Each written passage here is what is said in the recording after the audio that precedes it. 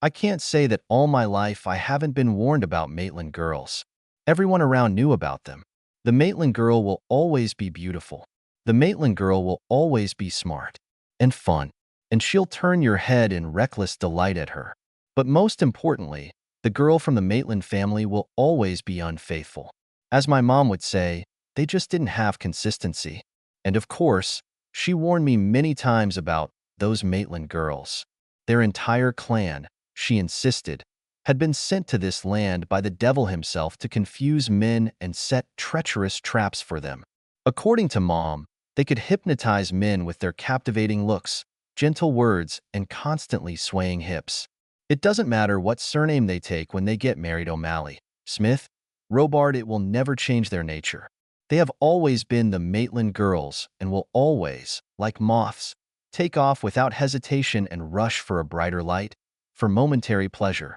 They said that if you get involved with a girl from the Maitland family, you'd better take a closer look at your children to understand who their real father was. Constancy is not about them. Therefore, as I slowly walked up the path to the porch of my farmhouse, I was hardly surprised when I saw that my wife Jenny was standing next to my best friend Mark, on one hip of whom his baby daughter was sitting, waving her arms ridiculously in an attempt to keep her balance. My son Tommy was peeking out from behind Jenny's blue calico dress, looking at me warily, confused and lost. Mark gently touched my son's shoulder, while the muscles in his cheekbones were tense, and his jaw was resolutely clenched, like a man who sees an approaching storm and knows that he will have to survive it.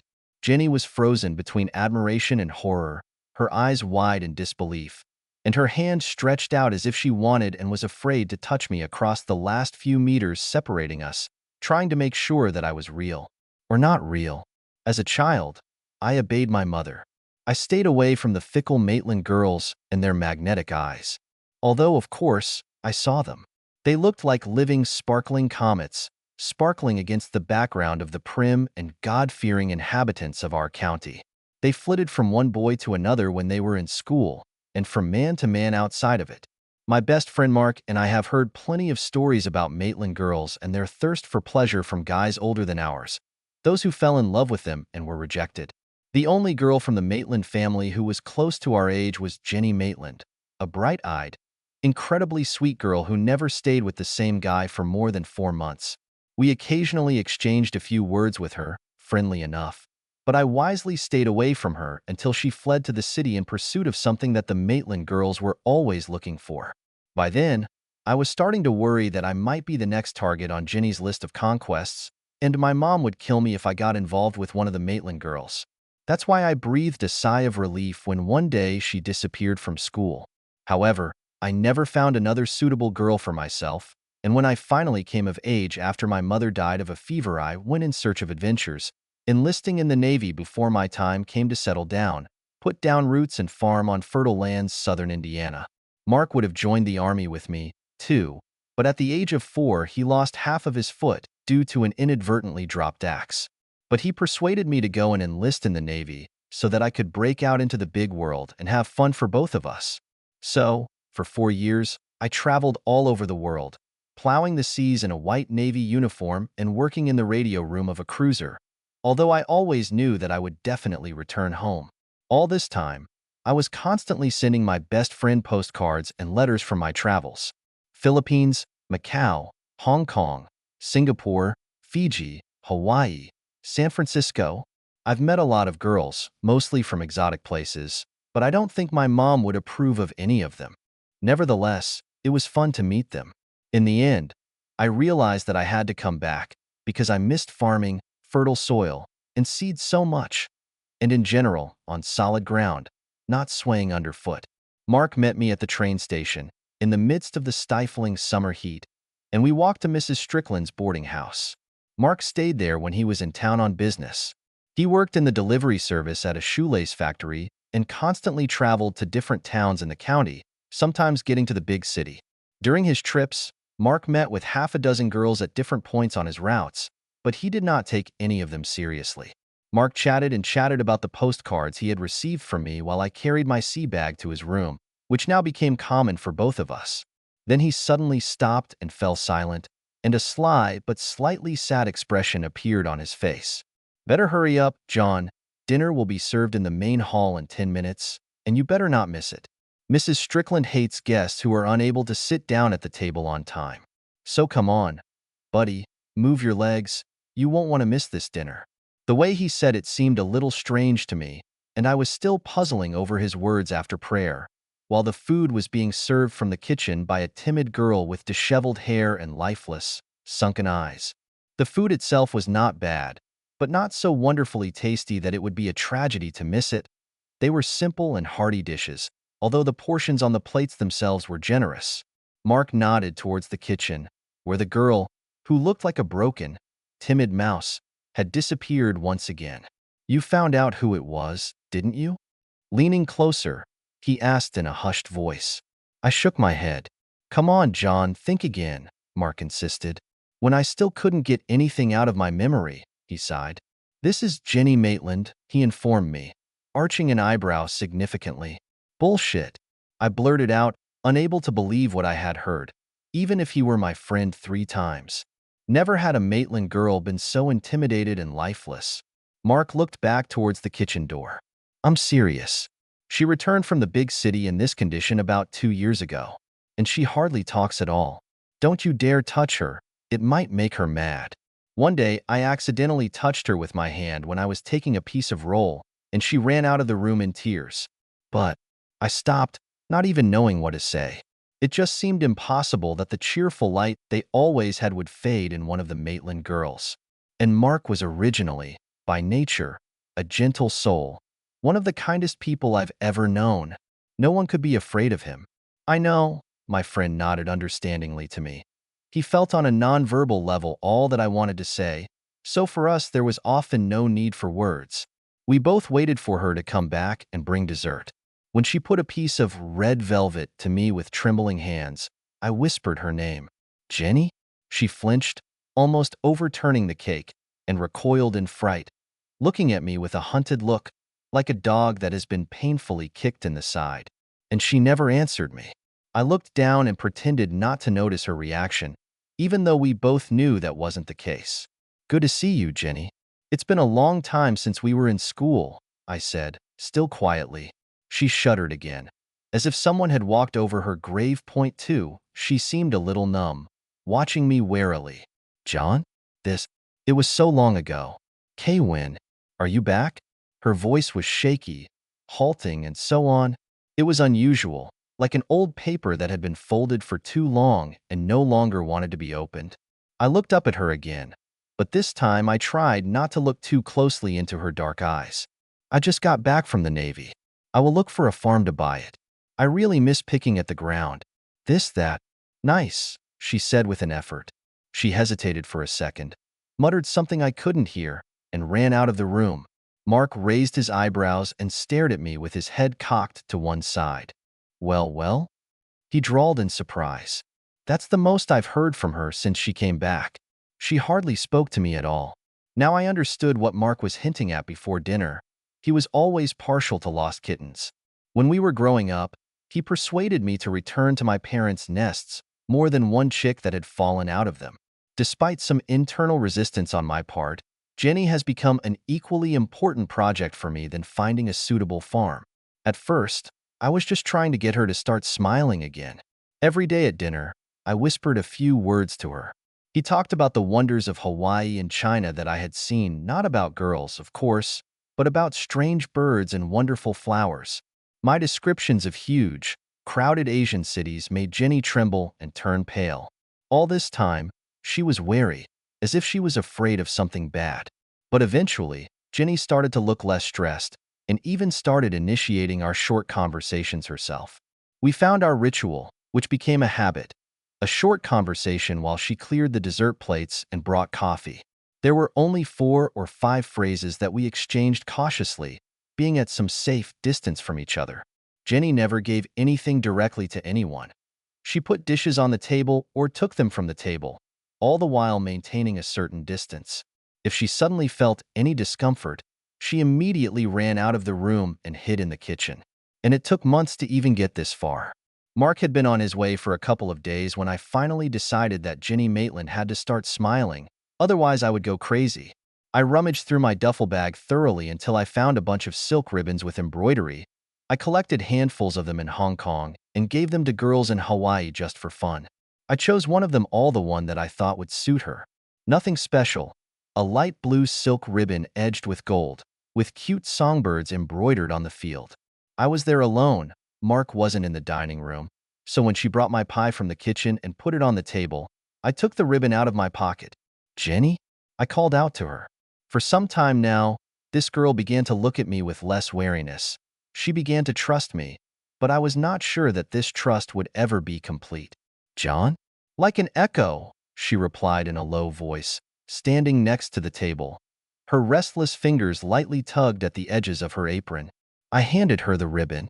"You know, it's not that much, but I can't help thinking that this thing will look much better in your hair than lying at the bottom of my sea bag." Craning her neck a little, she examined this ribbon with mild surprise, and a tiny spark flashed in her eyes, reminiscent of that old Maitland girl. She even timidly stretched out her hand to her for a second. "This is from Hong Kong." I managed to say only a few words. Panic suddenly distorted her face, and she rushed into the kitchen. I used to always leave Ginny alone, but something inside me told me that now the girl needed someone who would follow her to help. I hurriedly pushed back my chair and rushed after her. Ginny pressed her back against the cupboards in the far corner of the kitchen, trying to stand on shaky legs, but immediately cowered, trying to turn into nothing. She tried to hold back the sobs that came out in convulsive sobs that made their way through clenched teeth. Her eyes were squeezed shut desperately, but tears were streaming from under her eyelashes. I stopped a few feet away from her and knelt down. "Jenny," very softly, as quietly as I could, I said. Her eyes flew open, and she looked around in wild panic, panting, and then lowered her gaze and stared at me, who was kneeling in front of her. "Whatever it is, whatever happens, Jenny, I didn't do it." My voice was still quiet and soothing. I held up the ribbon in front of me. "It's just a ribbon, and I can't use it. But you can, you can." Her mad eyes were still fixed on the ribbon, as if it were a venomous cobra aiming at her. "She's yours, Jenny. All you have to do is take her. It's a gift for you. From a friend to a friend." I think it took all the strength of her body, soul, and mind to cover a distance of less than a meter, but it seemed like 1,000 miles, to reach out again and grab only the very tip of the ribbon with two timid, trembling fingers. Holding on to my knees, I still carefully crawled back, and then slowly got to my feet and went back to my pie. Not looking in her direction, avoiding eye contact, and fiercely hating a world that can hurt and break anyone so much. She never came back from the kitchen, and I didn't see her for 2 days. Mrs. Strickland served me, continuing to cast strange, wordless glances in my direction that I couldn't decipher. On the third day, another girl served, a little more ruddy, and her hair was tied with a light blue ribbon with a gold border. "This ribbon suits you very well, Jenny," I said. The girl smiled faintly, faintly.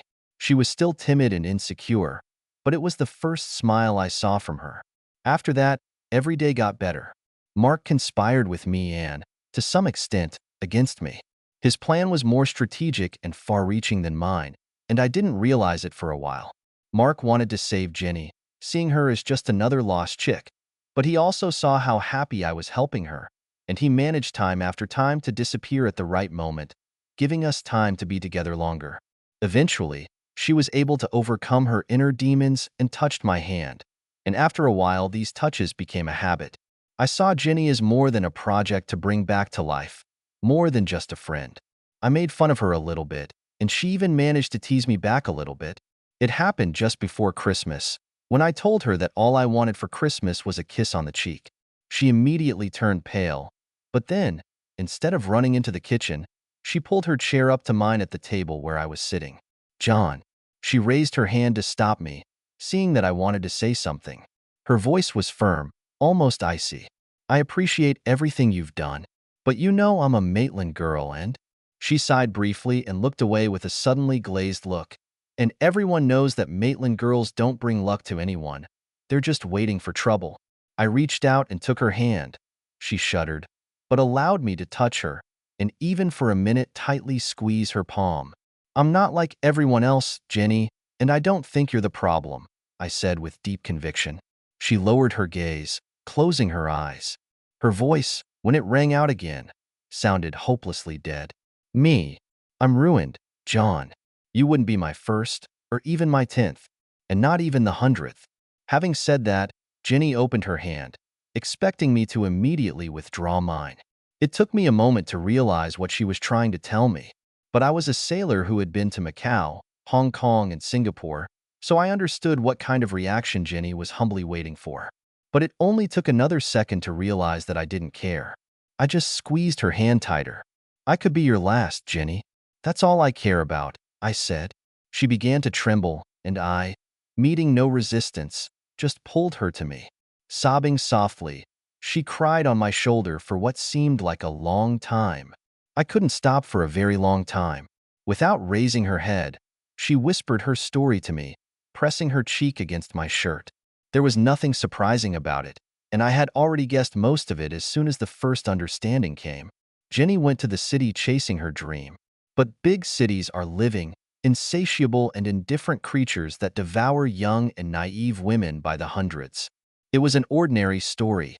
It began with a dapper guy with devilish charm and insinuating manners, communication with whom led to an arrest and 2 months in a gray, dark, and half-baked stone bag. After that, she wanted to leave, but there was more devilish than charming in that man, and she, like hundreds of others before her, was trapped, hopelessly locked in the so-called gentleman's club. She had to sell the only thing she had, just to survive. After a while, tired of the hopeless and futile struggle for her survival, she began to look for a way to commit suicide. She was only gathering the courage to hang herself and thus end the endless string of daily suffering. Jenny was saved only by a terrible gang fight, as a result of which most of the club's guards were killed. In the ensuing commotion, she managed to escape with a small amount of stolen money and return home to hide behind its walls from the terrifying dangers of life. For some time after this conversation, she continued to fight with me, but her resistance was weak and persisted only because Jenny felt she had to give me a chance to leave and leave her. Of course, I didn't do that. We got married in the spring and settled out of town, in a modern Sears Model 1133 house, on 25 acres of adjacent land. There she wove ribbons into her hair every day. I even asked a local seamstress to make more of them when my own navy duffel bag ribbons ran out. She solemnly swore allegiance to me until death do us part, and she meant every word she said. There was not and could not be a more devoted wife in the whole wide world. I saw her often watching me from the kitchen window while I was working in the field and looking forward to when I would return to her. And when Jenny gave herself to me, she put all of herself into the act of our union with sincere love, absolute passion, and everything else she had. In a way, I think it was a confirmation for her that she was worth something for me, but mainly for herself. Proof that she did not destroy her happiness to the ground, because, specifically for Best Weapon, she was able to pick up the pieces of what seemed hopelessly flawed and turn it into a source of joy. I myself would never have believed that I could be such a happy person. And even Mark's ridiculous grin, which appeared every time he saw us together, was quite bearable, because he really was always there for us. When Jenny had Tommy, there were 3 of us. We were happy for 4 years. My world collapsed on December 7th, 1941, although it took me 2 months to find out about it. Many radio operators died and went missing during the attacks on Pearl Harbor, and it didn't take long for Navy personnel to find me. When the telegram arrived, I was in the field, fencing off new plots. By that time, our property had grown to almost 75 acres. Jenny met me at the door, her eyes full of tears, clutching a telegram from Western Union in her hand, calling me up for active Army service. I read the message in silence. Radio operators seem to be more valuable to the country now than farmers. "Jenny, you've heard the radio. I will teach somewhere and try to return home as soon as possible." I tried to calm my saddened wife. "It would be better if it were. I can't live here." She waved her hand around us. "Without you. It won't last long, a year or so, and we'll get it over with," I assured him. I really can't live without you," she whispered. Her voice was so fragile that it seemed like a light breeze could crumble into dust. It suddenly dawned on me that she wasn't talking about the farm at all. I gently put my arm around Jenny's shoulders and pulled her into the house, where I sat on a kitchen chair and sat her on my lap. "Jenny, I'll be back. I swear to God, I'll be back." She clung to me desperately, hugging me tightly, and her hot tears dripped down my neck. We talked for hours, and I tried to get Jenny to promise to stay strong for me. All she could say was, "I'll be as strong as I can be." I had to leave almost immediately, but I made Mark promise to look after her and Tommy, knowing that he would do everything in his power. I soon learned that I would not have to teach. Due to fear of a possible Japanese invasion of Australia, our Catalina amphibious boats were urgently sent to patrol the sea routes against the forces of a possible samurai landing. For these seaplanes, radio operators were required, consisting of a crew of 10 people. There was no time for additional training for radio operators, and those of us who already had experience were quickly assigned to flight squadrons. We played some kind of crazy game. We met our submarines in secluded coves, gave them secret codes, and in return delivered important reports to the command. And they were constantly looking for Japanese ships. Our bird had more dangerous situations and close breaks, compared to the chances of hitting the target, than I could count. We were threatened by Japanese air patrols, technical failures, and malfunctions, and once, at a particularly unpleasant moment, a single Japanese high-speed patrol boat almost killed us while we were on the water surface. It was almost August when Lady Luck finally turned away from us, and we were forced to splash into the water due to a mechanical malfunction near the coastline of the Philippines. Our last radio transmission went unheard. All this time we were at the maximum communication range, and by the time we realized that we would not be able to quickly fix the problems, our Catalina was already behind a dense layer of clouds, which further limited our reach. We spent the rest of the war fighting side by side with the Filipino guerrillas against the Japanese occupiers. Basically, we were just trying to survive by just raiding for vital supplies. There was no communication with the American troops, so we didn't know anything about what was happening in the big world. Surprisingly, despite the fact that only skin and bones remained of each of our crew, we all survived thanks to the help and incredible bravery of local partisans.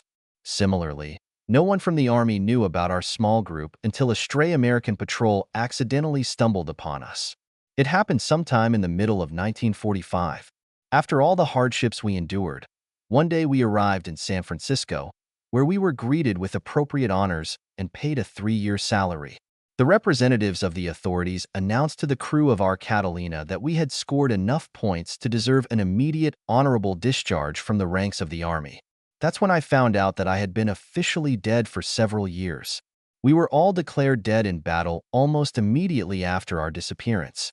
I sent a telegram to Jenny and another to Mark at Mrs. Strickland's house, and then took the first train I could squeeze into, along with thousands of other soldiers and sailors returning home from the war. It took almost a week to return to my hometown, a whole week of panic on my part. I knew how much Jenny depended on me, but at the same time I knew that as long as she knew that I was alive and Mark would be there to support her, she would be fine. But the realization that she thought I was dead terrified me. After all, I knew, like no one else, how fragile and mentally vulnerable she really was. And finally, I see the painfully familiar outlines of my city. Mrs. Strickland intercepted me at the train station. I can't even imagine how she knew which train I was getting on. Most likely, she just met every train, looking out for me from the moment my telegram for Mark arrived. That's probably how it was. I never asked. She sat me down next to her and told me about the disaster with Jenny after receiving that terrible telegram from the military authorities, as well as about Mark's desperate attempt to save her. And then she told me about Gracie. The Secretary of the Navy regretfully informs you that, after receiving the funeral, my wife held on with all her might and for as long as she could just for Tommy's sake. Our boy was the most precious being in the whole world to her. But Jenny's inner strength has always been based on us, the two of us. Without a broken foothold and hope for my return, her mental state began to deteriorate, although she, of course, struggled with it to the best of her ability. She had to get a job because she could no longer run the household alone. While continuing to live at Mrs. Strickland's boarding house with Tommy, she worked on the assembly line, making shoelaces of various styles, from army to the most ordinary, in our city factory. Day after day, she struggled with herself, but each new day gathered its ruthless harvest. The circles around her eyes became darker and darker. She began to wear her ribbons at random, and then stopped weaving them into her hair altogether. She spoke so rarely that almost no one else heard her voice. Mrs. Strickland, who looked after Tommy while my wife was at work, saw how Jenny's soul was falling apart more and more every day. In fact, Mrs. Strickland was just lucky that she noticed it when Jenny kissed Tommy one morning and whispered, "No matter what happens, remember that I will love you forever." Something in her strained voice, something in her stumbling, unsteady gait, made Mrs. Strickland start and worry. When Jenny went out the front door, leaving it open, and walked listlessly down the street towards the factory, which was only a few blocks away, Mrs. Strickland rushed to Mark's room and began banging on his door, shouting for him to get up quickly. If Mark had been slower, or Jenny had been faster, or if she had been better prepared, he would have had no chance. When she reached the factory, Jenny tried to open the giant industrial cord winding machine, but the door of the cage protecting her was locked, more in case of unlikely sabotage than for safety. After useless tugging at the door did not lead to anything, Jenny dropped her hands, stared at it blankly for a minute, and then with a fixed look staggered into the back room, where she grabbed one of the hundreds of cord clippers lying on the floor. She locked herself inside, and while the other girls were screaming and banging on the door, began clumsily, but with fatal determination, sawing at her wrist. In fact, Mark hadn't run so desperately since he was 4 years old, but the terror in Mrs. Strickland's voice gave him speed. When, at the end of his panting, fairly limping jerk on his injured leg, Mark burst onto the work site, terrified workers, pale and sick, watched as he rushed forward along the conveyor belt. Once inside, he grabbed my blood-spattered Jenny, knocked the bloody wire cutters out of her hands, and dragged her back to Mrs. Strickland's boarding house and then to the farm. He stayed with Jenny and looked after her, as I asked him to. Mark divided his time between working at the factory and the farm, sometimes spending almost 20 hours a day. My best friend took care of my child. He took care of my widow. He tried to spend the night in the city, but eventually moved to the couch in the farmhouse, and then to our spare bedroom. It was almost a year before Jenny found physical comfort in his arms and bed. Fragile and morally wounded, she needed human contact, some kind of reality to lean on. And although the closeness that Jenny had with Mark was not the special bond that existed between her and me, it was enough to keep her in such a state of mind when she could remain a caring mother next to Tommy.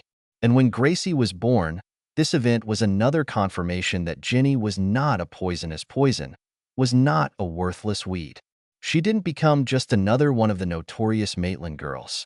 Jenny told Mark that she would never marry him because she couldn't do that to me, even if she had to stoically withstand the angry and condemning glances of the city matrons for this.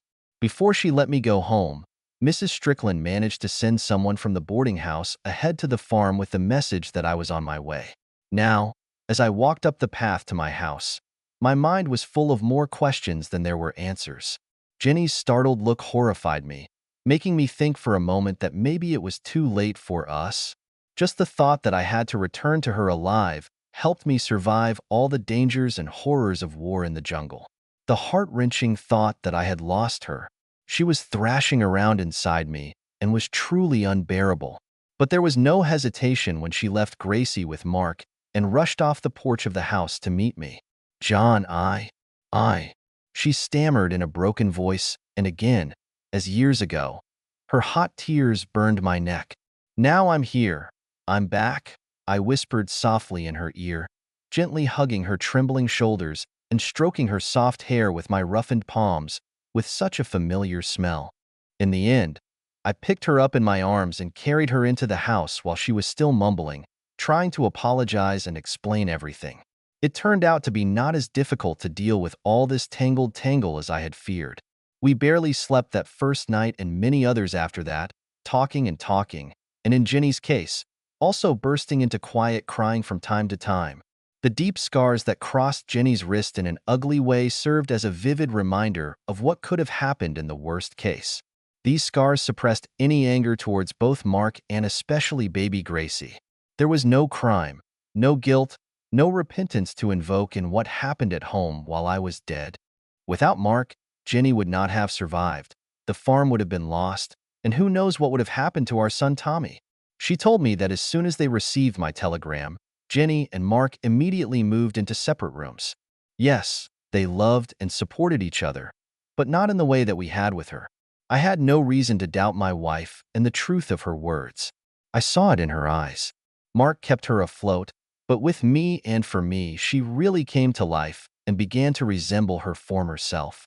Jenny herself feared the worst treatment from me, but after an almost incessant stream of her apologies, I told her that she had kept her vows. After all, they said, until death do us part, and I had been officially dead for 3 years. Was there any concern on my part? At times, perhaps, but Jenny and Mark did their best to make sure that I didn't have the slightest reason for serious concerns. Mark even once suggested, wouldn't it be better for everyone if he left? But I couldn't separate him from Gracie. Instead, I helped him build a house on the other side of the lot far enough away to have privacy and close enough for him to help Gracie and me. When my best friend finally met the right girl, we had enough time to explain to her the strangeness and complexity of our relationship. As for Jenny, she is living proof that even a Maitland girl can be faithful. Until death do us part.